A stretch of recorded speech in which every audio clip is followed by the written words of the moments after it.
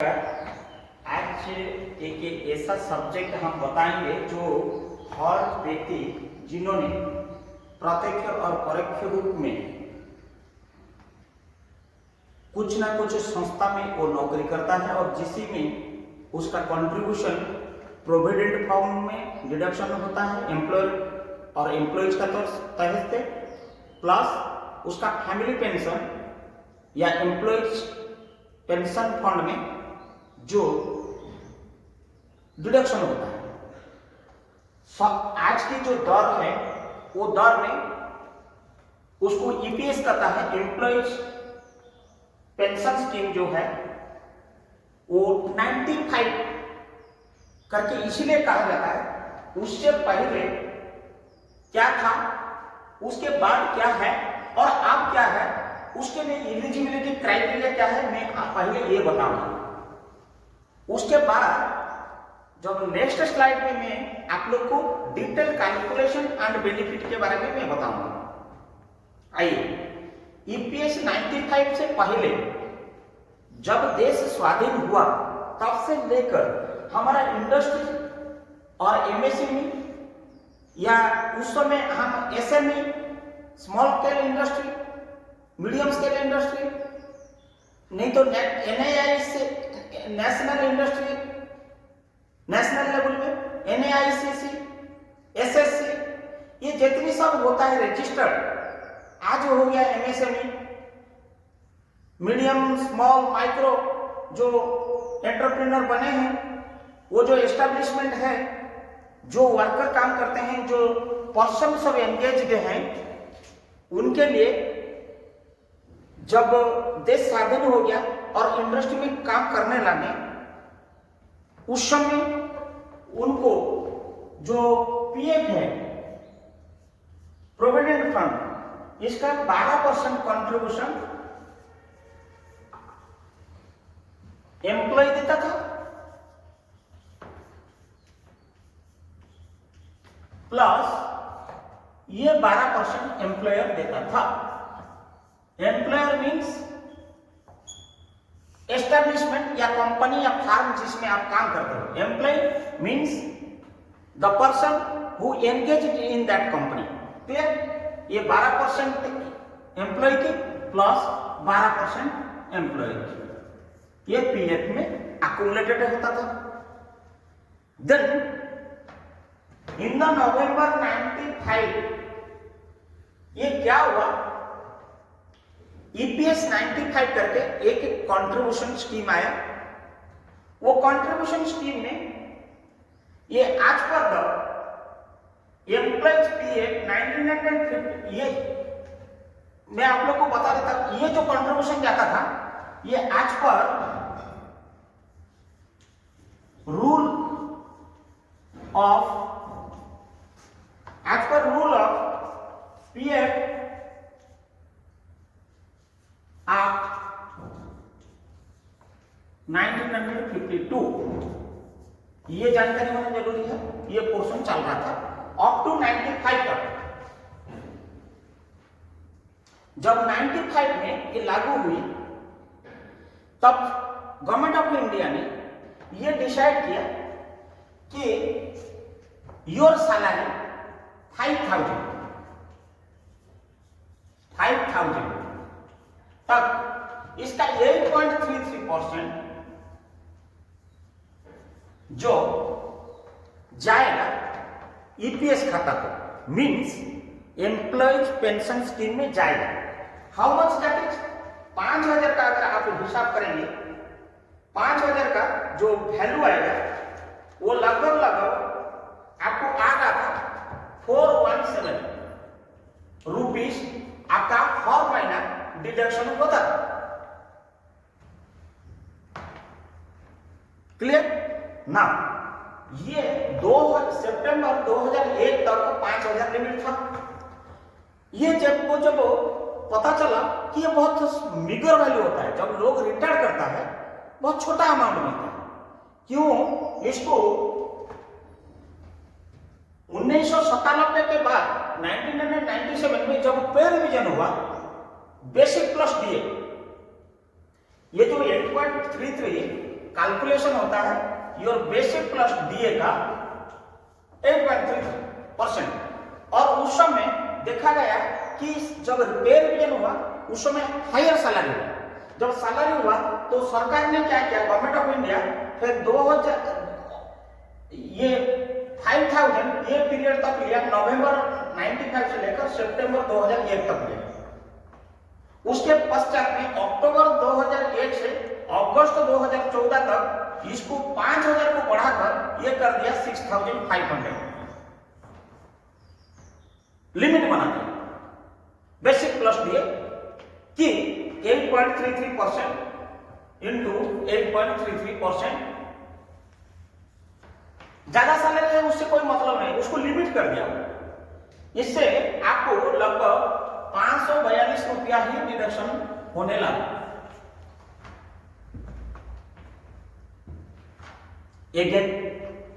फिर क्या हुआ, 2007 में फिर पे रिवीजन हुआ। जब पे रिवीजन हुआ फिर बेसिक प्लस डीए फिर हाई हो गया, माने ये 6500 से कई गुना फिर बढ़ गया। तब सरकार ने क्या किया, 2014 में और टिल द रिटायरमेंट और अब तक वो क्या कर दिया, उसका सीलिंग को बढ़ा के इसको 15000 कर दिया। और 15000 का basic plus DA again and again मैं रिपीट कर रहा हूं, ये 5000 हो या 6500 हो या 15000 हो, ये बेसिक प्लस डीए, ये पेंशन लेवल सैलरी जिसको बोलता है। तो इसका 8.33% मतलब ये करीब 1250 रुपया अभी आप लोग का कटिंग होता रहेगा। ये जो प्रथा चल के आ रहा है, ये 8.33 कंट्रीब्यूशन ये हम लोग को अभी तक दे के आ रहा है।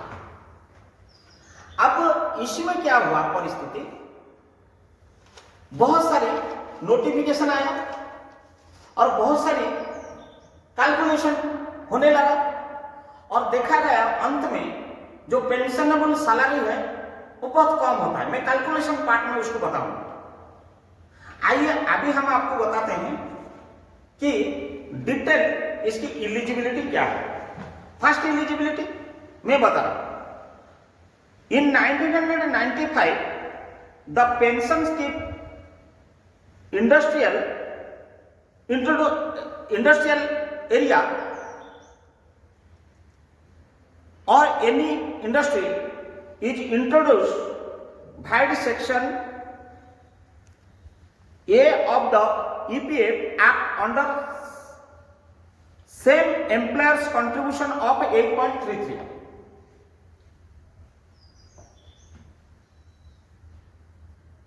was required to be diverted to the pension scheme. The maximum pensionable salary for the purpose was 5,000. Already I mentioned that. Please, which was later raised to the 6,500. The pensionable salary is the part of an employee salary that is considered when calculating the pension contributions. Point number 1. Now second point को आप आइए। Second point क्या बोलता है, इन मार्च 1996 ए provision inserted in clause, ये clause जो है, ये क्लॉज को हम 11(3)(a) सेक्शन बोलते हैं। ये जो है क्लॉज 11(3) सेक्शन या क्लॉज या पारा 11(3) ऑफ ईपीएस क्या कहता है, सुन लीजिए। इन मार्च 1996 ये provision inserted in clause 11(3) of the EPS scheme giving the employers and employee an option to contribute a percentage of actual salary provided the employee and the employer have no any objection. Clear हुआ? इसका अर्थ ये हुआ कि अगर employ और employer का कोई अगर ऑब्जेक्शन नहीं है, ये पारा ये कहता है कि ये परसेंट जो the scheme employer and employees and option to contribute percentage of actual salary, वो ये ऑप्शन भरे। अगर कोई ऑब्जेक्शन जिस कंपनी में आप काम करते हो और आपका दोनों का नहीं है, then employees who are members of EPS 95, that means 95 में जिन्होंने ज्वाइन किए थे, आफ्टर एंड बिफोर जो नौकरी कर रहा था, and willing to exercise the contribution to actual wages in the pension fund were required to fill and submit the joint action form to get the pensionable salary। उन लोगों को इसी तरह में जब ये 96 में ये लागू हुई, वो एक ऑप्शन दिया गवर्नमेंट ऑफ इंडिया कि अगर आपको कोई एतराज नहीं है, एम्प्लॉयज एंड एम्प्लॉयर मिलके आप एक जॉइंट ऑप्शन फॉर्म देना है, जॉइंट ऑप्शन फॉर्म भरना है to be submit.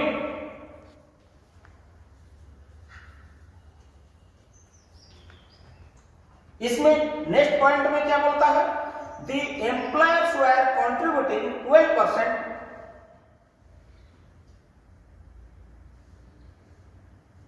of the actual basic plus DA in the EPF account as an employer's contribution on receipt of 8.33% of the salary exceeding 5,000 or 6,500 as the case may be, to be pension fund out of the employer's contribution। Clear हुआ?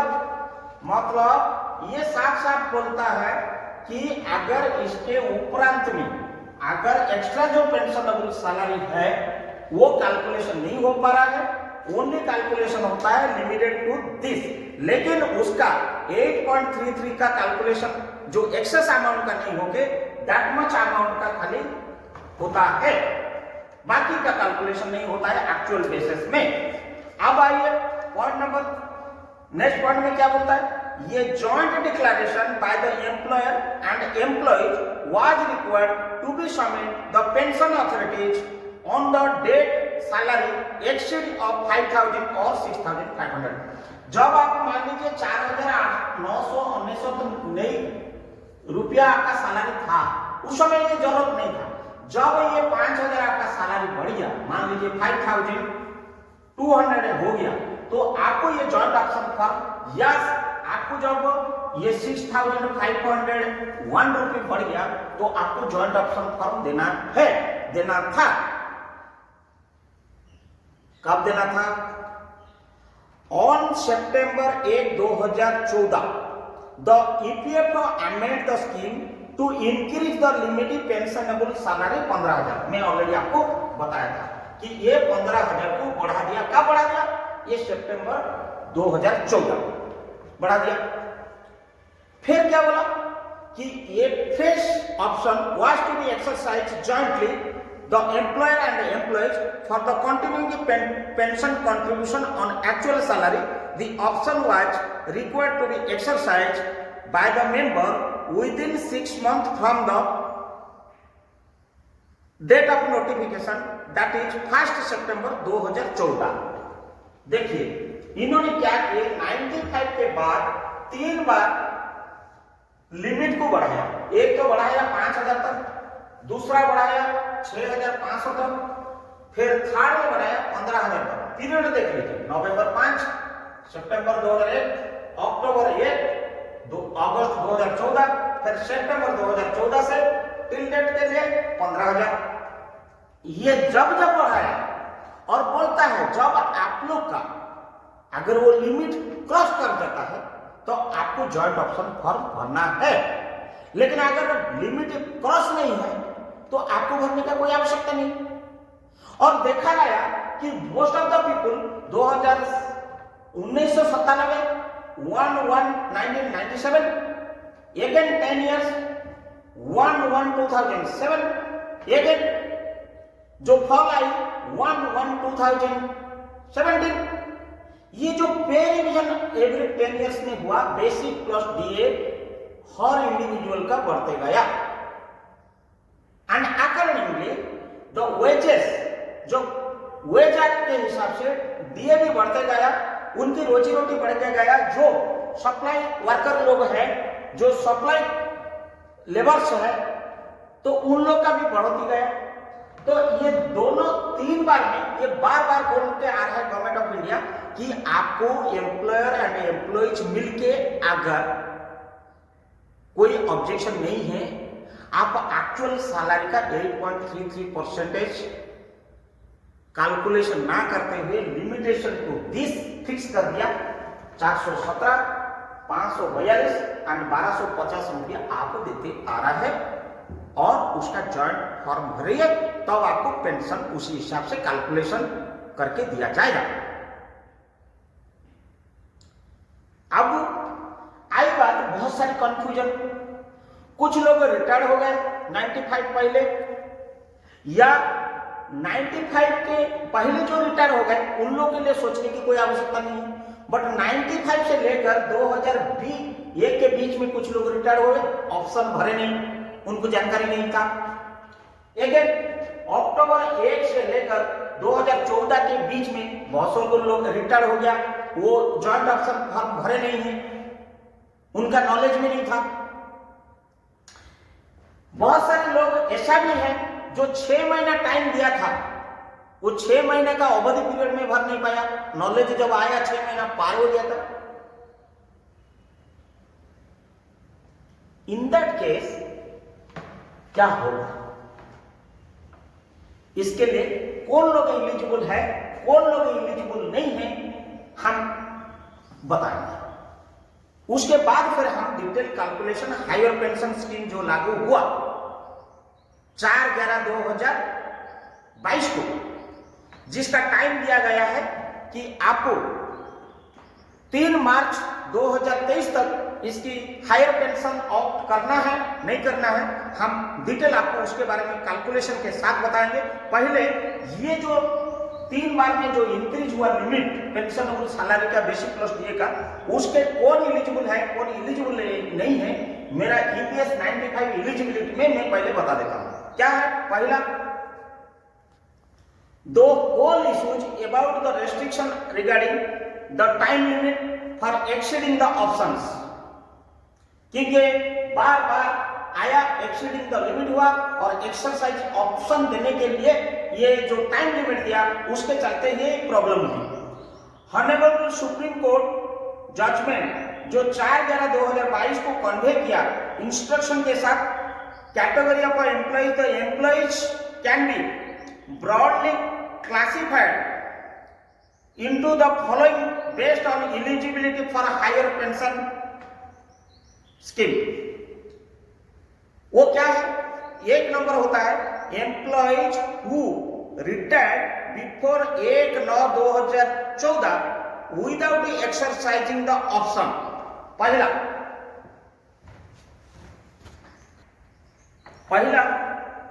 Employees who retired before 1/9/2014, माने 1/9/2014 पहले जो retired हो चुका है, इसके पहले जो रिटायर्ड हो गया रिटायर्ड, उसके लिए क्या है? फॉर एग्जाम्पल ये PK is a person name, is working in PQRS company limited, और ये क्या हुआ है कि ये 95 में पेंशनेबल सैलरी इसकी जो था वो जॉइंट ऑप्शन उस समय नहीं भरा था, he was not joint option submit किया था, और उस समय उसकी जो लिमिट था ये 6500, हमारे क्योंकि ये 2014 पहले ही रिटायर हुआ, लेकिन जॉइंट ऑप्शन फॉर्म ये भरा नहीं था, रिटायर हो गया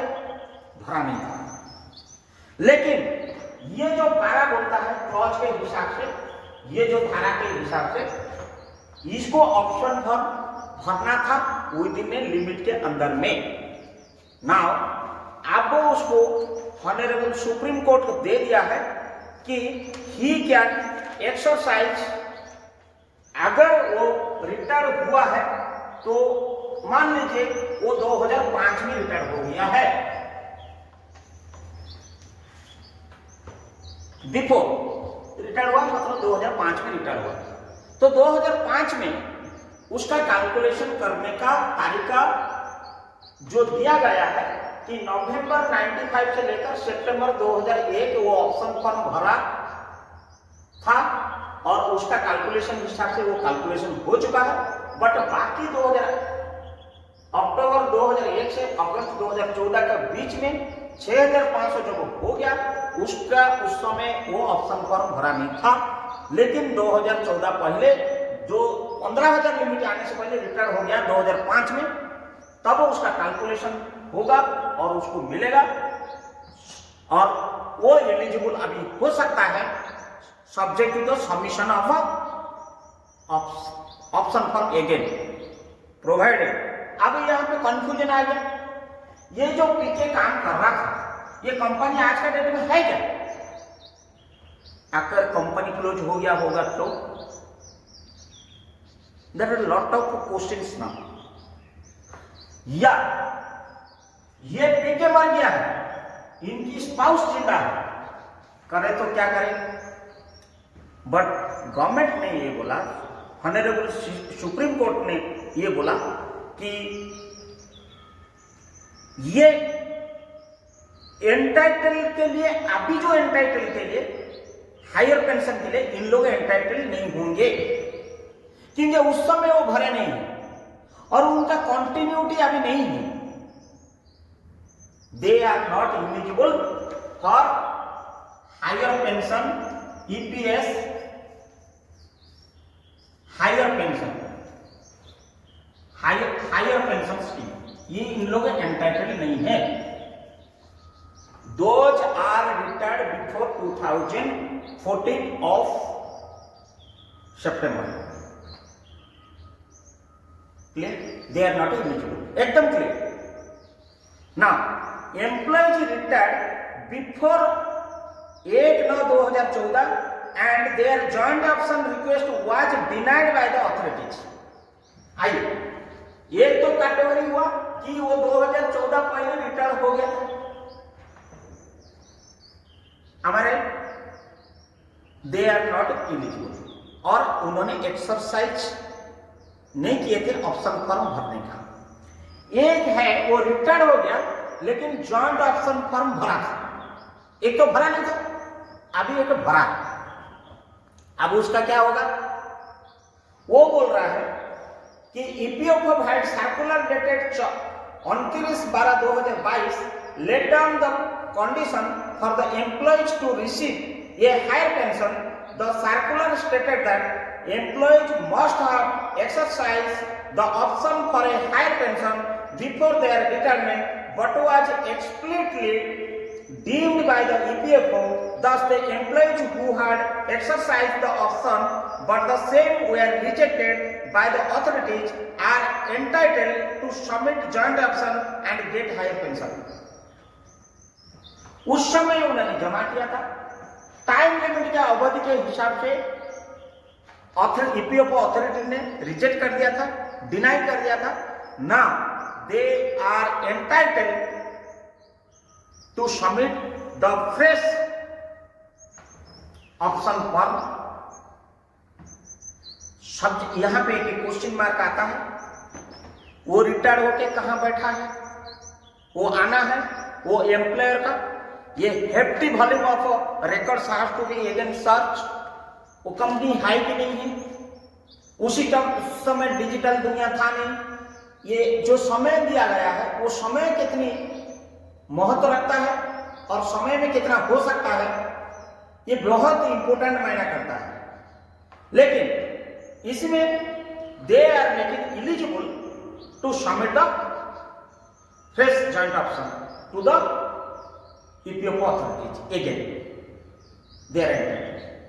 पहले तो नॉन एंटाइटल्ड हो गया, अब एक एंटाइटल्ड हो गया। अब आइए नेक्स्ट जो हम बोलने जा रहे हैं वो है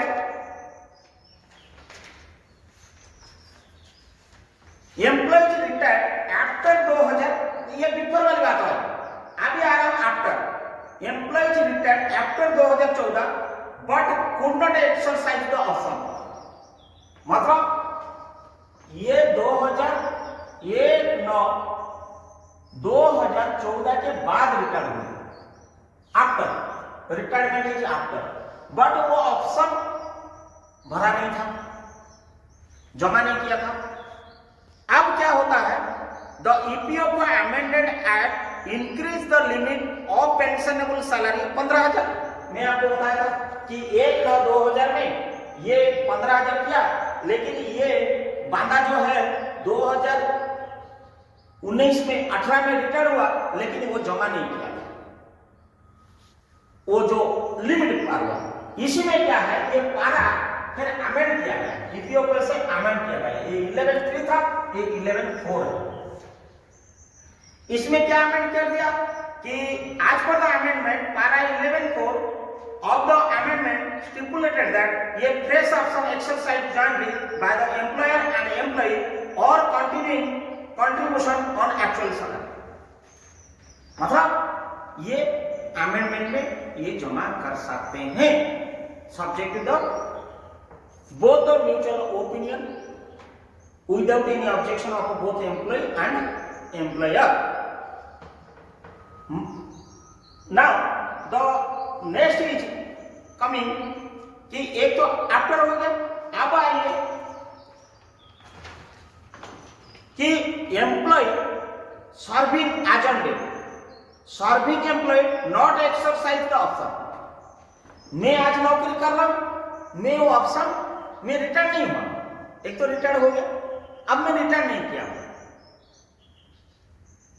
इस क्षेत्र में मैं वो ऑप्शन भर सकता हूं, मुझे जो टाइम दिया गया है वो टाइम दिया गया है, ये जो date of judgment that is 4/11/2022 को ये हॉनरेबल सुप्रीम कोर्ट जजमेंट आया फॉर हायर पेंशन के बारे में। ऑप्शन भर सकते हो, दोज आर ऑन रोल, मतलब मैं रिटायर नहीं हुआ हूं, मैंने बोल दिया एक तो रिटायर हो गया था 2014 पहले, एक तो आफ्टर हुआ, अब जो रोल में है वो रोल वाला is fully eligible to submit the joint option for till 03/03/2023 तक ये ऑप्शन फॉर्म भरने का मौका दिया है। This is the deadline. फिर ये गलती नहीं करना, इफ यू आर इंटरेस्टेड, अगर ये करेंगे देन आपको पेंशन एंड पेंशनेबल सैलरी ये क्या होता है हम आपको दूसरा साइड में क्लियर कट बताते हैं। आप लोग को विदित होगा कि भारत में of roll on roll employees किसी भी क्षेत्र में काम करते हैं, चाहे वो गवर्नमेंट में हो या कोई प्राइवेट इंस्टीट्यूशन हो या फिर कोई एमएसएमई सेक्टर में हो। भारत सरकार का सर्वोच्च न्यायालय सुप्रीम कोर्ट ने जो 4/11/2022 को जो निर्णय लिया कि समाज के हित के लिए, जनता का हित के लिए, कर्मचारी का भविष्य के लिए उनकी जो पेंशन मिलता है वो छोटा कम राशि मिलता है, और उसको एक देश, एक नेशन, एक राशन, एक संविधान और एक पेंशन में अंतर्भुक्त किया जाए। ऐसे सुप्रीम कोर्ट ने जो निर्णय लिया, आप लोग को विदित होगा, यह निर्णय लेने से पहले गवर्नमेंट ऑफ इंडिया 3 बार और निर्णय लिया था। जब देश स्वाधीन हुई, स्वाधीनता के बाद हमारे कल कारखाना industry, government, non government institution में जो कर्मचारी या वर्कर भाई बंधु लोग काम कर रहे थे, उनको नवंबर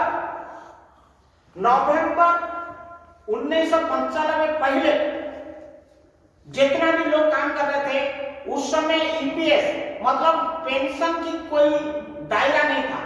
सिर्फ 12% एम्प्लॉयर कंट्रीब्यूशन देगा और एम्प्लॉयज का 12% कंट्रीब्यूशन, ये दोनों मिलके उसका पीएफ अकाउंट में जमा होता था और रिटायर होने से जिस दिन रिटायर होता था उसका ये 12% प्लस 12% मिलके 24% और एक्यूमुलेटेड इंटरेस्ट उसको मुआवजा करवा देता था नवंबर 95 पहले। तो उसको ये इसके बारे में जानकारी को जरूरत नहीं है, ये कैलकुलेशन का बारे में जरूरत नहीं है, क्योंकि वो नवंबर 1995 पहले रिटायर हो चुका है, इसलिए मैं उसको कंसिडरेशन को नहीं ले रहा हूं। आइए नवंबर 1995 के बाद 2001 सितंबर तक आपका सैलरी कितना भी हो, गवर्नमेंट ऑफ इंडिया वो पेंशनेबल सैलरी को लिमिट कर दिया था 5000 तक और उससे 8.33 कंट्रीब्यूशन केवल दिया जाता था 417 रुपया। और उसी हिसाब से आपका जो पेंशन कैलकुलेशन होता था रिटायरमेंट के समय में, वो होता है क्या, पेंशन इज इक्वल टू आपका pensionable average salary, average pensionable salary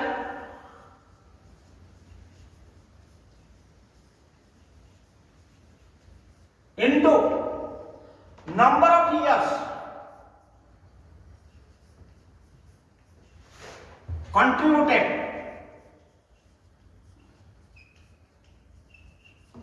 बार बार बोल रहा हूं, आफ्टर 95 डिवाइडेड बाय 70। आप आइए, उस समय आपको कितना था पेंशनेबल सैलरी? हो सकता है आपका 6000 हो सकता है आपका 7000 हो, बट कैलकुलेशन जाएगा 5000 में। और 5000 सपोज आपने 2001 में रिटायर हो गए, तो मैंने 5 साल रहा, 5 इयर्स इंटू 5000 डिवाइडेड 70, जो भी कैलकुलेशन आएगा that is your very मिगर amount. Now question is arising, Bharat सरकार ने 1 अक्टूबर 2001 से लेकर एक अमेंडमेंट लाया, फिर अमेंडमेंट लाया कि ये छोटा सा अमाउंट नहीं होता है, क्योंकि 1/1/1997 में आपका पे रिवीजन हो गया था। और जब पे रिवीजन हुआ, बेसिक प्लस ये पेंशनेबल सैलरी जब ऊंचा हुआ, उस समय उन्होंने क्या किया, वो लिमिट को बढ़ाकर 6500 कर दिया। जब 6500 कर दिया, तब उसका 8.33 जो कंट्रीब्यूशन के हिसाब से 442 रुपया देने लगा और कैलकुलेशन उसी हिसाब से लगने लगा। ये केवल पेंशनेबल सैलरी जो 5000 कैलकुलेशन कर रहे थे, यहाँ पे फिर 6000 into number of years divided by 70 हो गया। उसके बाद क्या हुआ, ये पीरियड जब चला 2 अगस्त 2014 तक ये 6500 का लिमिट हुआ। माय डियर फ्रेंड्स, यहाँ पे क्या हुआ, फिर 2007 में आपका फिर पे रिवीजन हो गया। जब पे रिवीजन हो गया, फिर बेसिक दिएगा 6500 से लिमिट पार हो गया।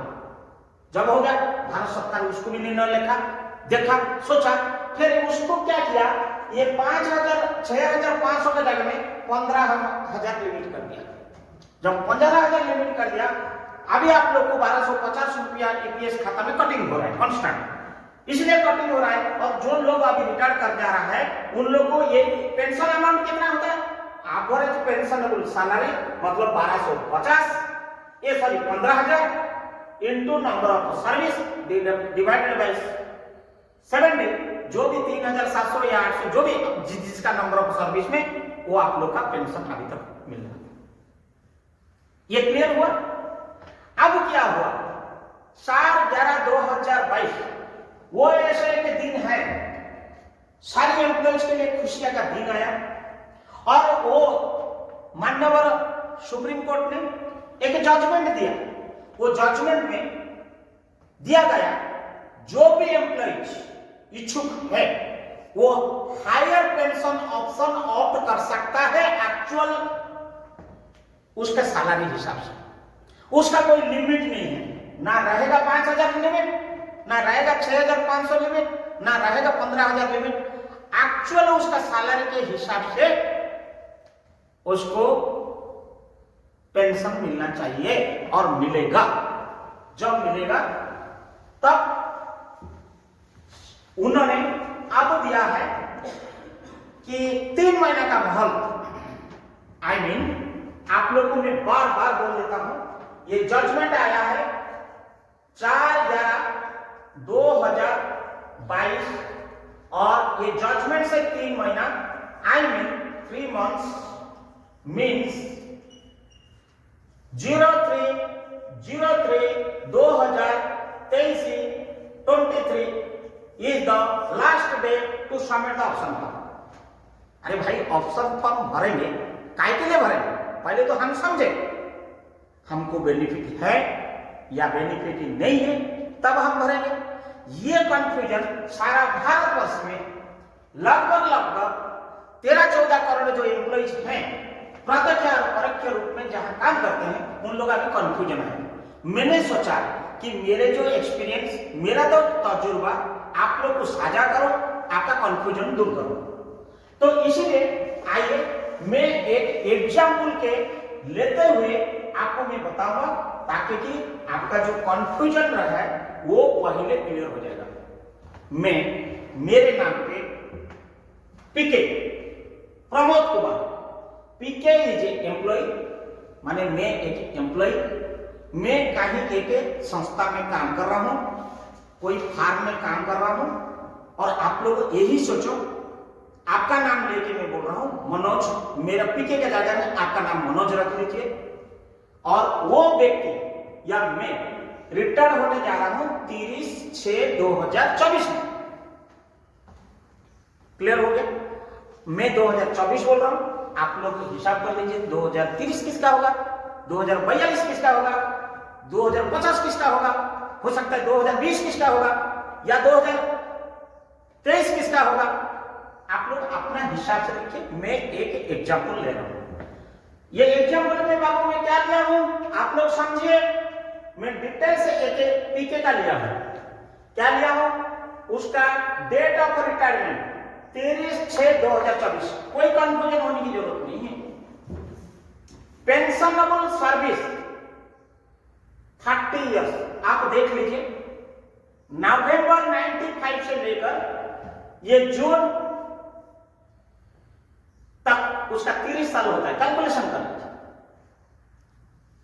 यहां पे एक रोचक चीज मैं बोल रहा हूं, जो जजमेंट में दिया गया है, जो जजमेंट में दिया गया है, अगर कोई व्यक्ति नवंबर 95 के बाद सर्विस किया होगा, अगर उसका कंटिन्यूटी ऑफ द सर्विस 20 साल हो गया होगा, तब वो 2 साल का, ये 20 साल का जगह में 2 साल अतिरिक्त कैलकुलेशन होगा, 2 इयर्स एक्स्ट्रा कैलकुलेशन होगा।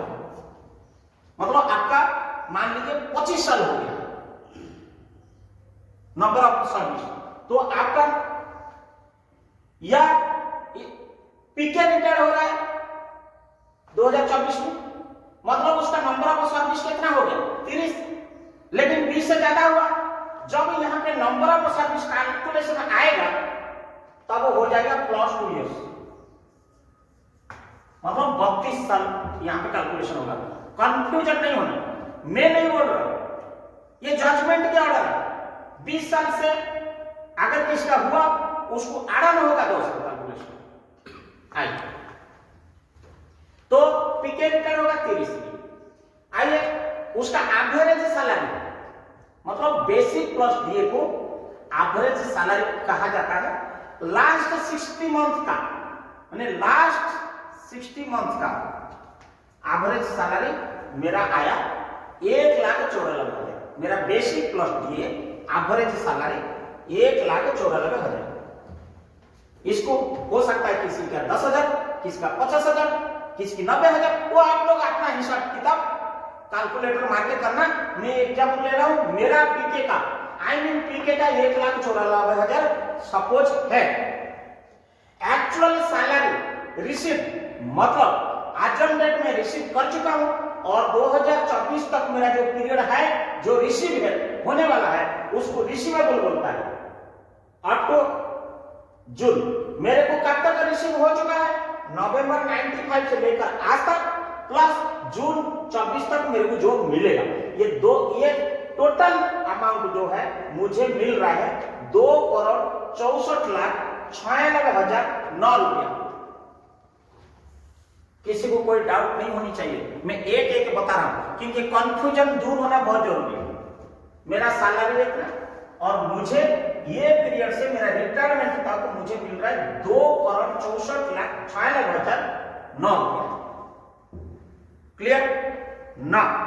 अब आइए टोटल एम्प्लॉयर कंट्रीब्यूशन, जो हमारा जो संस्था में मैं काम कर रहा हूं, जो संस्था में, इंस्टीट्यूशन में, फार्म में, गवर्नमेंट में, एमएसएमई में, जहां मैं काम करता हूं, वो कंपनी ने 12% हिसाब से जो कंट्रीब्यूशन मैं 12% दिया, वो भी 12% देगा।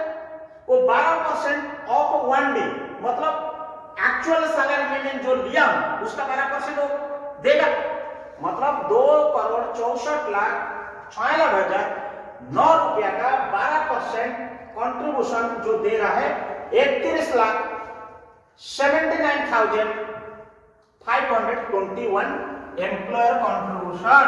मीन्स क्या है? ये पैसा मैं जो संस्था में काम कर रहा हूं, वो संस्था मेरे को कंट्रीब्यूशन दे रहा है। ये क्लियर हो गया? ये है डाटा डिटेल्स। एक व्यक्ति इतना ही हायर पेंशन स्कीम ऑप्ट करना है या नहीं करना है, ये कैलकुलेशन में आएगा, इतना ही डाटा। आइए, मैं एक व्यक्ति 2014 में पीके रिटायर करेगा और पीके अगर ये जो हायर पेंशन स्कीम सरकार ने दे रहा है और सुप्रीम कोर्ट को जजमेंट के हिसाब से मैं ऑप्शन भरूं या ना भरूं। प्रथम यह होता है कि मैं एक एम्प्लॉय हूं और मैं ऑप्ट नहीं करना चाहता, मैं ऑप्शन भरना नहीं चाहता। अगर नहीं भरूंगा तो मेरा कैलकुलेशन मैं पहले आप लोग के सामने रखता हूं। Pensionable salary and contribution to EPS employ pension scheme not opted, अगर मैं ऑप्ट नहीं करता हूं।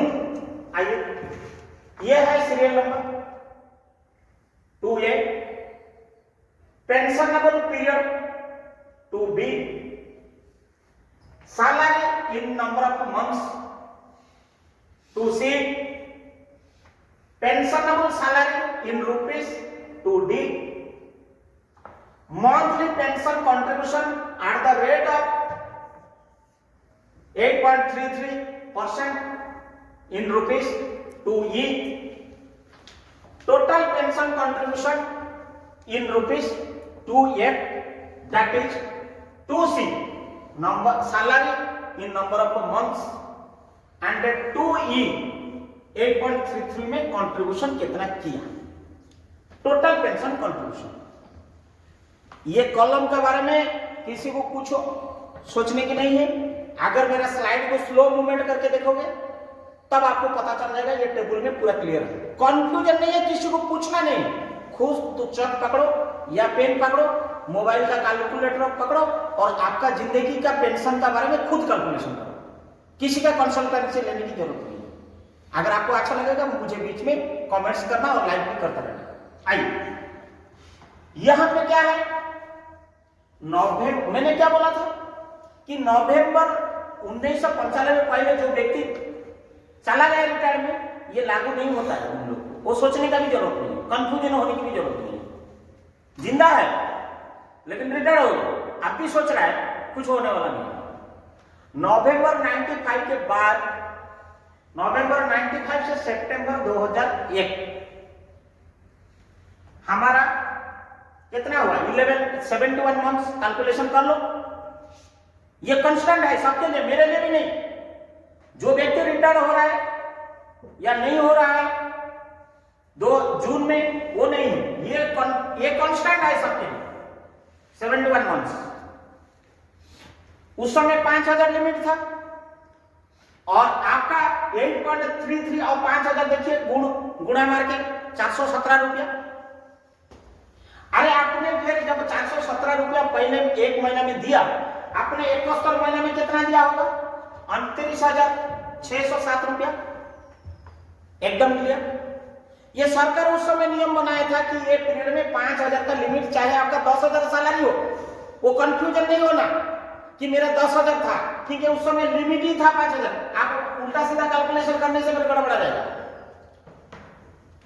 फिर आइए नंबर 2। नंबर 2 में क्या है? सितंबर खत्म हो गया, अक्टूबर 2001 से लेकर अगस्त 2014 तक ये सरकार का रिजोल्यूशन आया, अमेंडमेंट आया था। मैं नहीं बोल रहा हूं, ये पारा नंबर 11(3) में और पारा नंबर 11(4) में ये अमेंडमेंट हुई थी कि ये लिमिट को बढ़ा के भाई 6,500 कर दिया गया। उसी हिसाब से आपका अक्टूबर 2001 से अगस्त 2014 कितना हुआ? 155 महीना। मेरे लिए नहीं, ये पीके के लिए नहीं, ये सबके लिए, ये कांस्टेंट है, ये कंफ्यूजन होने की जरूरत नहीं। थर्ड पॉइंट में कंफ्यूजन होने का है, अभी तक ये क्लियर है। आइए 6,500 और उसका अंडर रेट ऑफ 8.33 कंट्रीब्यूशन कितना हुआ? 542। आप देखिए 155 × 542 84,010 रुपया आपका टोटल कंट्रीब्यूशन गया। माय डियर फ्रेंड्स, आपको ये क्लियर हो गया? अब आइए सितंबर, अगस्त गया, सितंबर 2014 से पीके रिटायर कब कर रहा है? 30 जून 2024 में। तो ये जो पीके यहां पे रिटायर कर रहा है, उसका टोटल मंथ कितना हुआ? 118 और उसका 15,000 लिमिट है। और मैं हायर पेंशन इसीलिए ऑप्ट नहीं कर रहा हूं, इसलिए मैं 15,000 रखा हूं। यहीं पे मैं प्लीज, अगर आप ऑप्ट कर देते थे ये फिगर चेंज हो जाएगी, क्योंकि आप ऑप्ट नहीं कर रहे हैं, क्योंकि आपने नया स्कीम को लेने का इच्छुक नहीं है। मतलब 2024 तक आपका यही फिगर रहेगा। एकदम क्लियर कि मेरा तनख्वाह बहुत ज्यादा है, ये कैलकुलेशन आपको नहीं लागू, क्योंकि आप ऑप्शन फॉर्म नहीं भर, आपका 15,000 ही लिमिट रहेगा। तो कितना हुआ? 1250। अभी आप लोग का देख लीजिए, चाहे ऑफ रोल हो, ऑन रोल हो, कोई भी संस्था में काम करो, 1250 रुपया कटिंग हो रहा है। और 1225 से पीके जब रिटायर कर रहा है 118 महीना इंटू 1250, 1,47,500। एक व्यक्ति, I mean the PK, is going to retire 30/6/2024 और उसको पेंशन में टोटल कंट्रीब्यूशन उसको कितना दे रहा है? 2,61,117 रुपया without exercising the option. My dear friends, clear? अभी आप आइए, एक व्यक्ति जो ऑप्शन भर देता है उसके लिए क्या लागू होगा? हमने पेंशन कैलकुलेशन जो हायर पेंशन स्कीम के तहत में देखते हैं कि कितना अगर हम ऑप्शन भर देते हैं हमको कितना बेनिफिट हो रहा है, अगर हम ऑप्शन नहीं भरते हैं तो हमारा पेंशन कितना मिल रहा है। ठीक है, 2024 में 30 जून को रिटायर हो रहा है, डाटा वही रहेगा, डाटा में कोई प्रॉब्लम नहीं है। आइए, मैंने यहां पे लिखा हूं pension calculation of higher pension under EPS 95 आज पर the judgment of honourable supreme court that is 4 November 2022। ये कंफ्यूजन आप लोग के सामने दूर होने के लिए मैं रख रहा हूं। Detail calculation serial number 3A opting option, 3B pensionable salary ₹3C and 3D pensionable calculation average salary into number of years contributed after 95 divided by 70 and pension amount in ₹3E। Clear? अब आइए, पीके option भर देता है अगर option भर देता है उसका सैलरी कितना था 1,94,000 एवरेज सैलरी लास्ट 60 मंथ्स की। और हमने जजमेंट के हिसाब से बोला कि एवरी 20 इयर्स में 2 साल कैलकुलेशन हो जाएगा, तो अभी average salary 1,94,000, number of years of service after 95, retired हो रहा है 30 को, 30 साल प्लस 2 साल 32 divided by 70 is equal to 80,686 his pension at the time of retirement.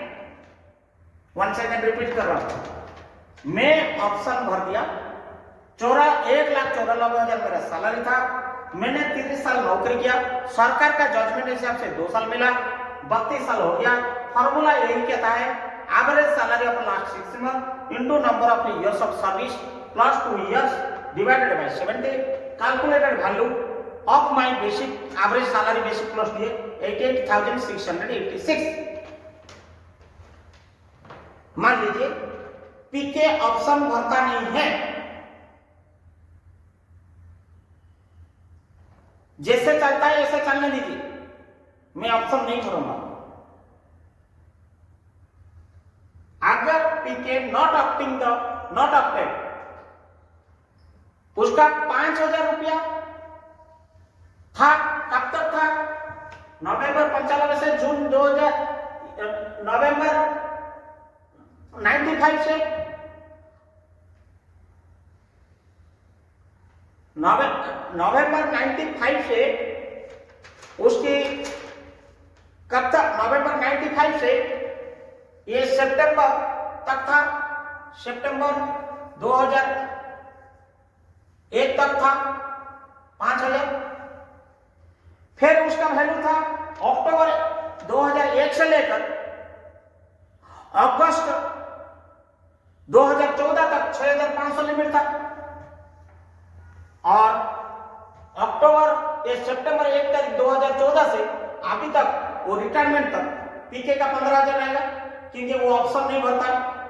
आइए कैलकुलेशन करिए, एवरेज सैलरी 5,500, ये 5,000 इंटू 71 मंथ्स काम किया था, 71 मंथ्स मतलब बी केयरफुल, आपका नवंबर 95 से ये सितंबर 2001 तक आप कैलकुलेशन करिए 71 मंथ्स, ये 71 मंथ्स डिवाइडेड बाय 12 मंथ्स मैंने ईयर्स में कैलकुलेट कर रहा हूं। ऐसे ही फिर अक्टूबर 2001 से लेकर उसको 30 जून अगस्त 2014 तक आप कैलकुलेशन करिए, देखिए आपको आएगा 155 मंथ,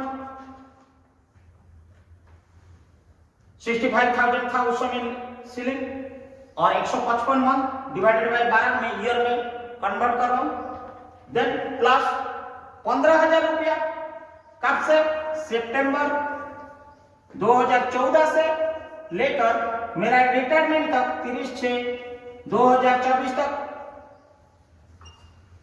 118 महीना divided by 12 whole divided by 70, क्योंकि ये 2 साल इसी में कैलकुलेशन नहीं होगा, क्योंकि मैं ऑप्शन नहीं भर रहा हूं, कंफ्यूजन होने की जरूरत नहीं। अगर ये कैलकुलेशन करोगे आपका पेंशन का अमाउंट जो रिटायरमेंट के दिन में मिलेगा 2024 में 3,765 रुपया। अगर आप ऑप्शन भरते हो 88,686 रुपीस, अगर आप पेंशन मिलेगा आपको मिलेगा, प्लस जब तक आपका लाइफ एक्सपेक्टेंसी रहेगा उसके बाद भी आपका स्पाउस को मिलेगा 50%, आधा हो जाएगा। सिमिलरली अगर आप ऑप्शन नहीं भरता है पीके, अगर ऑप्शन नहीं भरता है तो आपको 3,765 रुपया मिलेगा। अगर आप टोटल डिफरेंस देखेंगे, ऑप्शन भरना ऑप्शन नहीं भरना, डिफरेंस 84,921 रुपया का डिफरेंस है। Now the question is arising, option भरना या नहीं भरना किसके ऊपर डिपेंड करता है, और मुझे अगर ऑप्शन भरना पड़ता है मुझे कितना कंट्रीब्यूशन देना पड़ेगा, मेरा खाता से कितना पैसा देना पड़ेगा। तब तो मैं सोचूंगा ना कि मैं वो पैसा को डाइवर्ट करूं या डाइवर्ट ना करूं। अगर वो डाइवर्ट ना करो तो अगर बैंक में रखो मुझे कितने ब्याज मिलेगा, और अगर मैं ऑप्शन भर देता हूं डाइवर्ट करके ईपीएस को मेरा इतना अमाउंट हो, तब मेरे को ये हायर पेंशन स्कीम में शामिल होना। हायर पेंशन का नाम समझ में आया कि ये कहां 3,765 और कहां 88,686, वो में पीके का एक एवरेज सैलरी के चलते हुए। आइए अब हम बताने जा रहे हैं कि अगर मैं ऑप्शन भरता हूं मुझे कितना मेरे खाता से कंट्रीब्यूशन देना पड़ेगा, या मेरे को एक्सटर्नली भरना पड़ेगा। अगर नहीं भरना है तो जरूरत नहीं, अब भरना है, ऑप्शन भरना है जॉइंट ऑप्शन, ये जो 3/3/2023 तक, तो मुझे कितना पैसा डाइवर्ट करना पड़ेगा। आइए डाइवर्ट कैलकुलेशन हम करते हैं। द इंपोर्टेंट फैक्टर, मुझे ऑप्ट करना हायर पेंशन के लिए या नहीं करना, ये मेरा ऑप्शन की इच्छा तब होता है कि whether in my EPF account balance is there or not, number 1। Number 2 कि मेरा अगर बैलेंस खाता में है या नहीं है, एक्सटर्नली अगर मुझे भरना पड़ता है, how much amount is to be submitted, then only I am eligible for taking this facility और अपॉर्चुनिटी और दैट स्कीम, हायर स्कीम।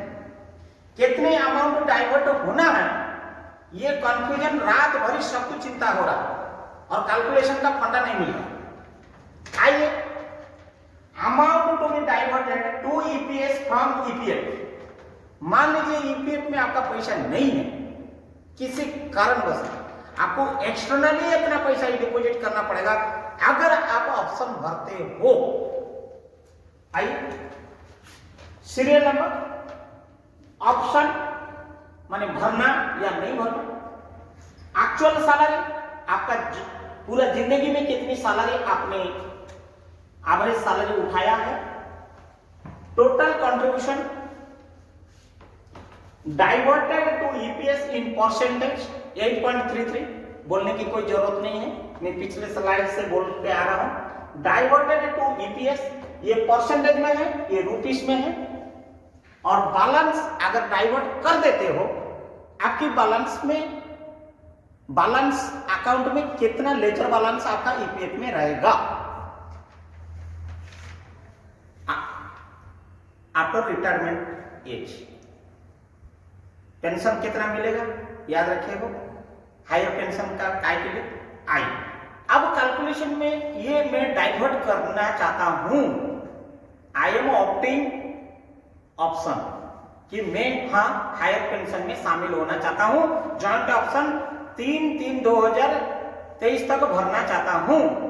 क्या होगा, मैं ऑप्ट किया, मेरा टोटल सैलरी कितना था, मेरा ये एवरेज सैलरी 1,94,000 हिसाब से मेरा टोटल सैलरी 2,64,96,9 रुपये।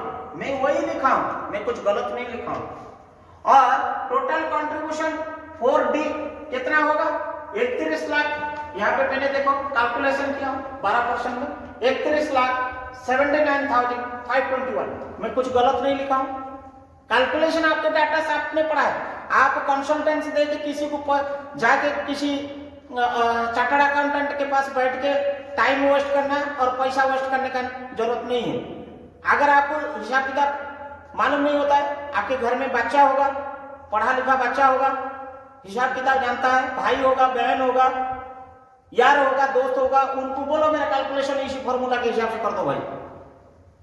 देन डाइवर्टेड टू ईपीएस, माने ईपीएफ से ईपीएफ को जाएगा, आई मीन प्रोविडेंट फंड से पेंशन स्कीम को जाएगा, एम्प्लॉयज पेंशन स्कीम को जाएगा। डाइवर्ट कितना होगा 4C।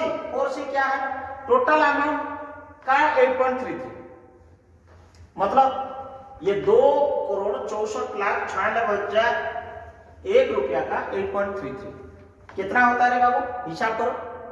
ये होता है 22,07,118 रुपये। क्लियर। नाउ अगर हम ये पैसा को डाइवर्ट कर देते हैं, आपका खाता में था कितना 31,79,521 रुपया आपका ईपीएफ के अकाउंट में कब रिटायरमेंट के दिन में था, ईपीएफ अकाउंट में था। और आज आप जब ऑप्शन भरते हो आपको डाइवर्ट करना पड़ता है 22,07,118 रुपया ईपीएफ से ईपीएस को। आपका खाता में बैलेंस कितना रह जाएगा 31,79,521 माइनस 22,07,118 रुपया डाइवर्ट कर देने के बाद 9,72,403 रुपया आपका रिटायरमेंट एज में आपका जिंदगी का पूंजी पीएफ का अकाउंट में पड़े रहेगा। 31 लाख इतना लेके आपको जाना था रिटायरमेंट के एज में, लेकिन आपने इतना अमाउंट डाइवर्ट कर दिया, माइनस कर दिया, और बाकी बैलेंस आपका ये अमाउंट रहा आपकी जिंदगी की कमाई, पीके का कमाई। जिस दिन जाएगा पीएफ इतना पकड़ेगा जाएगा। अगर पीके ये ऑप्शन को नहीं चुनता है, ऑप्ट नहीं करता है, उसका सैलरी कितना था बाबू, वही अमाउंट 2,64,00,000, इसमें तो चेंज नहीं हुआ, कंट्रीब्यूशन में भी कोई चेंज नहीं हुआ। ये जो डाइवर्टेड करना है ये कुछ भी नहीं करेगा। क्यों, ऑलरेडी जो 26 लाख आप मैं प्रीवियस स्लाइड में बताया था कि उसका जो कैलकुलेशन 8.33 3 स्टेज में हुई, नवंबर 95 से लेकर सितंबर 2001 तक, अक्टूबर 2001 से लेकर अगस्त 2014 तक और सितंबर 2014 से लेकर पीके का ये रिटायरमेंट तक, ये 3 स्टेज में कैलकुलेशन में प्रीवियस स्लाइड में दिया हूं।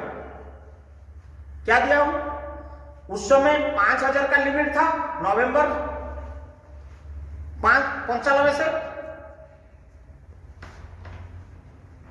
सितंबर 2001 तक, फिर 6,500 जो था 2001 से अक्टूबर से अगस्त 2014 तक था, फिर 15,000 जो है अंत तक रिटायरमेंट तक रहेगा। उसका कैलकुलेशन में प्रीवियस स्लाइड में दिया हूं, जिसका कंट्रीब्यूशन 26,000 ये 2,06,171 2,61,170 करेक्ट। क्योंकि आप ऑप्शन भर नहीं रहे तो आपको वही जो कटा हुआ है उतना ही रहेगा, और जो कटना है बाकी उतना ही रहेगा। ये कैलकुलेशन में प्रीवियस पार्ट में ऑलरेडी दे चुका हूं। दैट मीन्स आपका रुपीस में अगर कन्वर्ट करेंगे सेम अमाउंट रहेगा। अच्छा, आपकी बैलेंस बाबू कितना रह जाएगा जिस दिन आपको रिटायर होता है, पीके जब रिटायर होता है उसका खाता में कितना था 31,79,521 रुपया, और इतना अमाउंट उसका डाइवर्ट हो जाएगा 2,61,117 रुपया, माइनस होने से 29,000 this minus this without option, तो उसका लेजर बैलेंस कितना होगा 29,18,404 रुपया। माय डियर फ्रेंड्स, यहां पे क्लियर रख लीजिए, मैं इसके ऊपर जो मैं बोलने जा रहा हूं मैं कंपैरिजन करके आप लोग को बताऊंगा कि अभी एक व्यक्ति पीके जब ऑप्शन भर देता है उसका खाता में सिर्फ 9,72,403 रुपया पीएफ अमाउंट लेके जा रहा है एक चेक। अगर पीके अगर ऑप्शन नहीं भरता है वो पीएफ अमाउंट लेके जाता है 29,18,404 रुपये।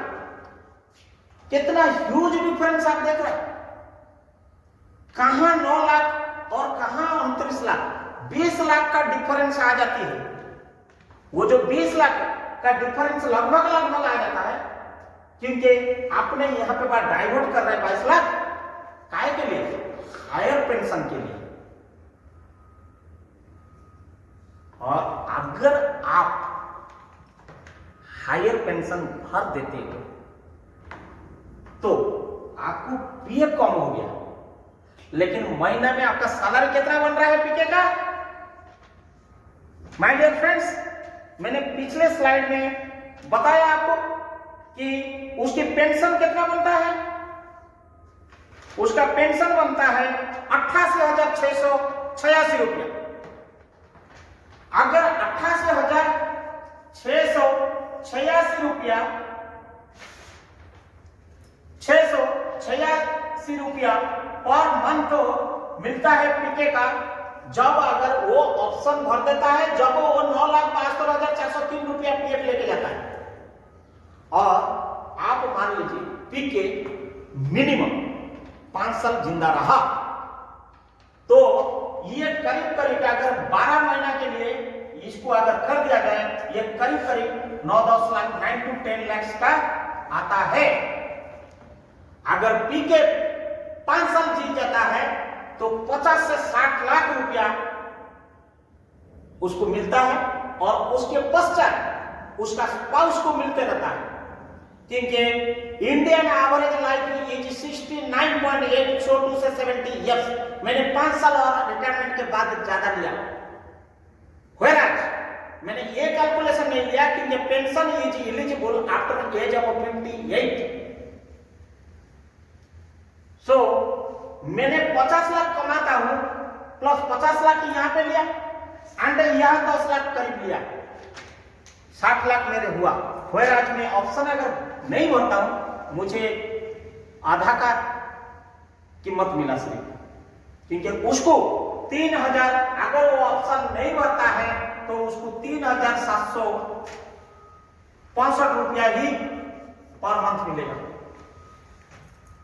पिछले स्लाइड में मैंने दिया हूं, right. But net amount to be diverted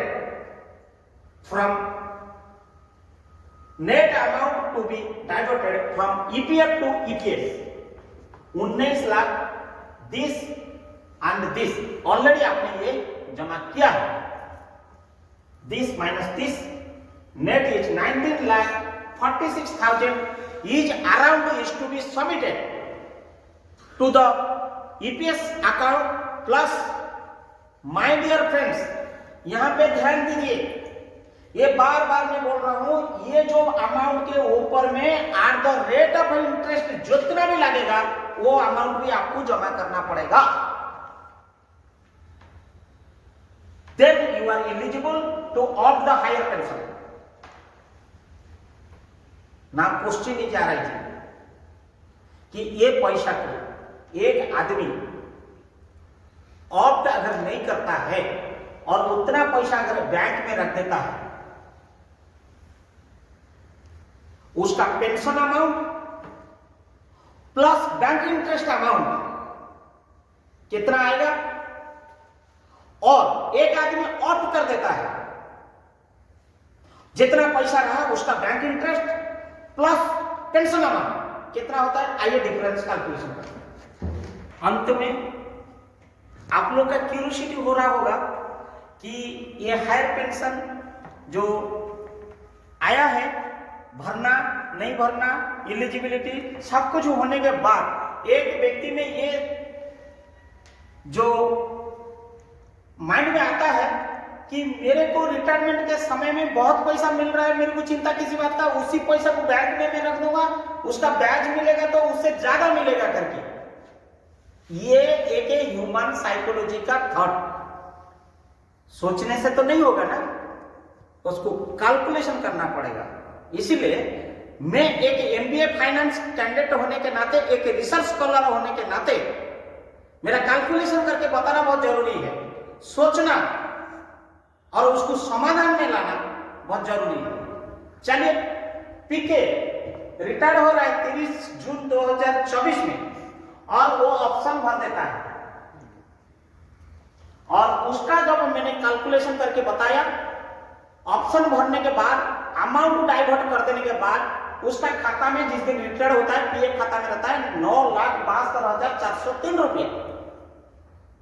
और उसको अगर इतना ही पैसा को state bank, Punjab national bank, Canada bank, Andhra bank, any national bank में रख देने के बाद जिस अमाउंट को मैं रिटायर्ड हुआ या पीके रिटायर्ड हुआ और उसका पूंजी जो हाथ में मिला पीएफ अमाउंट, उसको बैंक में रख दिया, फिक्स डिपॉजिट कर दिया।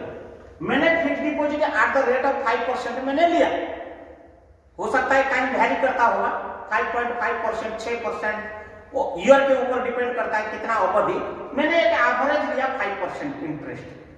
5% इंटरेस्ट में 4,052 रुपया मेरा पीएफ का मैं ऑप्शन भरा था, कम पैसा आया और उसका इंटरेस्ट मुझे कम भी मिला। और मुझे पेंशन कितना मिल रहा है? 88,686 रुपया। और मेरे को एक महीना में मैं समाज में जीने के लिए मेरा मंथली कितना पैसा आता है? मेरा बैंक इंटरेस्ट आता है 4,052 रुपया। मेरा पेंशन सरकार का खाता से आ रहा है 88,686 रुपया। 10 प्लस 10 टोटल मेरे को 92,738 रुपीज पर महीना आता है। इसको कोई डाउट नहीं होनी चाहिए। पीके बोलता है कि नहीं, मुझे एक खट्टा मुझे बहुत पैसा चाहिए, मैं उसको बैंक में रखूंगा, मुझे बहुत पैसा मिलेगा और ऑप्शन भरने से इतना पैसा नहीं मिलेगा। आइए मैं वो कैलकुलेशन आपको बताता हूं। जिस दिन पीके बिना ऑप्शन भरने के बावजूद उसका हाथ में वो लेके जा रहा है 29,18,404 रुपया, मैंने बताया पिछले स्लाइड में। अगर इतना अच्छा खासा रकम को लेके जाता है, कोई भी नेशनल बैंक में एफडी कर देता है, चाहे 1 साल के लिए या 2 साल के लिए। वो पीरियड के ऊपर में फिर बार बार बोल रहा हूं, इट इज 5% मैंने एवरेज लिया। आप इसको ऑथेंटिकेटेड मत मानिए, हो सकता है कहीं 5.25, कहीं 5.75, like that, bank to bank, time to time, period से ये सब डिपेंड करता है। मैं एक एवरेज 5% दोनों के लिए लिया हूं, क्योंकि ऑप्टेड के लिए लिया हूं, नॉट ऑप्टेड के लिए भी लिया हूं। उसको 29,18,404 रुपया का इंटरेस्ट होता है 12,160 रुपया। और ये पीके ऑप्ट नहीं किया था, उसको पेंशन कितना मिलेगा? 3,765 रुपया। तो फिर मंथली पीके जब ऑप्शन नहीं भरा था, उसका हाथ को कितना आ रहा है? 12,160 रुपया। 3,765 रुपया का अगर हम समेशन करते हैं, दोनों को अगर युक्त कर देते हैं तो 15,925 रुपया। See my dear friends, if you look to opt the higher pension, what is the difference between opt person and not opt person? एक व्यक्ति ऑप्शन भर रहा है हायर पेंशन के स्कीम के तहत, उसको सैलरी अगर 1,94,000 है एवरेज सैलरी, तो उसको 92,738 रुपया महीना में उसकी PF interest plus pension interest pension amount मिलके आता है। एक स्वावलंबी जीवन, वो खुशी जीवन यापन कर सकता है। कुछ रिटायरमेंट के बाद भी वो स्वप्न सजा सकता है। वैराज जो व्यक्ति एक कालीन रिटायरमेंट के समय में काफी पैसा लेके जा रहा है और उसको पेंशन बहुत मीगर वैल्यू मिल रहा है, लेकिन उसको 15,925 रुपया वेरी वेरी बिगर वैल्यू सुपना ना सजा सकता है। आज के जमाने में आज की जो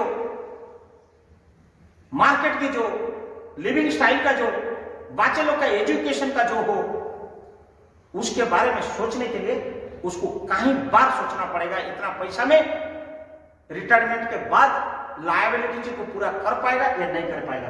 द डिफरेंस अगर आप देखेंगे दोनों की 92,000 एंड -16,000 you decide yourself। 80,000 लगभग the handsome balance, the difference between opt and not opt in so far inflow cash is considered monthly। Suggestion मेरा यही रहेगा, ऑप्ट करना या नहीं करना उसके लिए बहुत सारे फैक्टर्स एंड पैरामीटर्स डिपेंड करता है और इंडिविजुअल का डिसीजन के ऊपर डिपेंड करता है। एक, कितना दिन वो जिंदा रहेगा, लाइफ एक्सपेक्टेंसी, पीएफ में बैलेंस है या नहीं है डाइवर्ट करने के लिए, अगर एक्सटर्नल सोर्स से अगर इन्वेस्टमेंट करना चाहता है कि नहीं करना चाहता है। लास्ट एंड फॉरमोस्ट, मैंने ये जो अमाउंट का सिर्फ 5% मैंने लिया, हो सकता है और वो मनी को लेके कहीं अलग जगह में, कहीं इंडस्ट्री में, कहीं अपना जहां मल्टीप्लाई ऑफ इंटरेस्ट हो सकता है वहां पे यूज करने से हो सकता है ये फिगर बढ़ जाता है।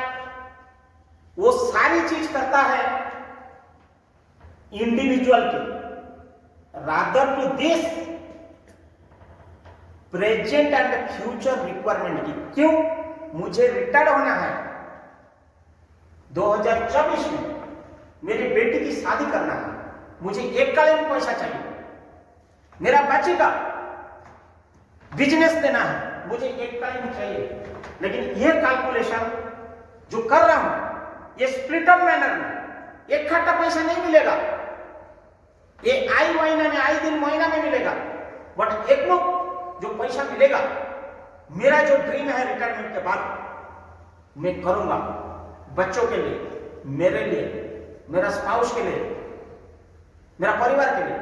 ये सारे डिपेंड करता है आप लोग के ऊपर का, आप लोग का चिंताधारा का ऊपर का, आपका रिक्वायरमेंट के, आपका कैपेसिटी का, आपका कैपेबिलिटी का, आपका अफोर्डेबिलिटी का। आइए, मेरा नॉलेज में जितनी मेरी संज्ञान में था, ईपीएस 95 हायर पेंशन ऑप्शन चुनना नहीं चुनना, एलिजिबिलिटी, अगर चुनेंगे तो कितना डाइवर्ट करना पड़ेगा, अगर नहीं करते हैं तो कितना आपको पेंशन मिलेगा, पेंशनेबल अमाउंट प्लस अगर वो अमाउंट को आप कहीं नेशनल बैंक में यूटिलाइज कर रहे हैं, इन्वेस्ट कर रहा है उसका, प्लस अंत में जो फैक्टर्स, इंडिविजुअल फैक्टर्स मैंने बताया, आप लोग को कहीं किसी को पूछने की आवश्यकता नहीं है। अगर शुरू से लेकर अंत तक मेरी ये कैलकुलेशन को, ये स्कीम को अगर अध्ययन करेंगे, देखेंगे, तो आपको स्वयं कैलकुलेशन करने के आप खुद सक्षम होगे। अगर आप सक्षम हो जाओगे, आप समझ में आएगा, तो आप लोग मुझे कमेंट्स करेंगे और साथ साथ मुझे सब्सक्राइब करने के लिए ना भूलेंगे। धन्यवाद।